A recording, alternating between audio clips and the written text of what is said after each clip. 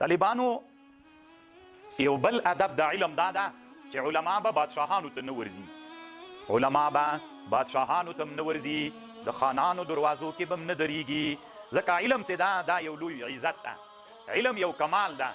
نو علم به ذلیل کوي نه، علم به په خپل هیبت پرېږدي. علم دې که د خانانو دروازو ته وروړ نو له دې سره د علم اهانت راځي.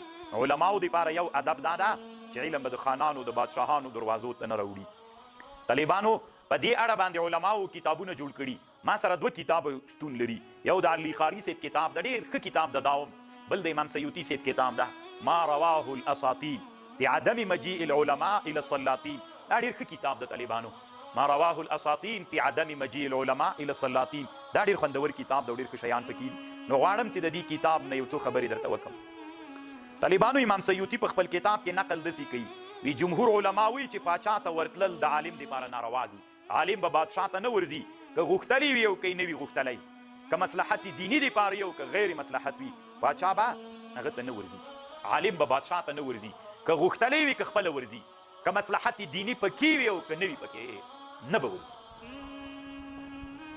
امام بیهقي رحمه الله له سفیان ثوري نه نقل کوي،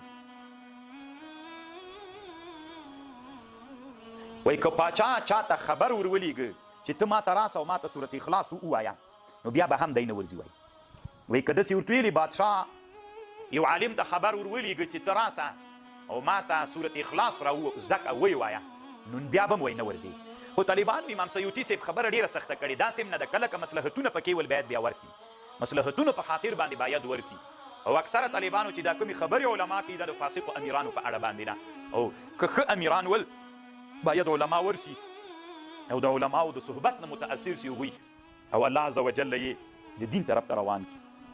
طالبانو یو ورځ حسن بصري رحمه الله روان و، د باچا چې عمر ابن هبیره نومېده دروازې نه تېرېده، د عمر ابن هبیره په دروازه باندې حسن بصري داسې تېرېده چې کتلي علما دروازې ته ولاړ دي، دروازې ته علما ولاړ دي. نو ده ورته ویلې ای بې حیا علماو، بریتونه مو جوړ کړي دي که نه، داسې ښه ښه غوړ غوړ بریتونه مو جوړ کړي دي او ځانونه مو بې قدره کړي دي، د باچاهانو دروازې ته ولاړ یئ او دروازه هم نه درته خلاصوي، ولې داسې کوئ؟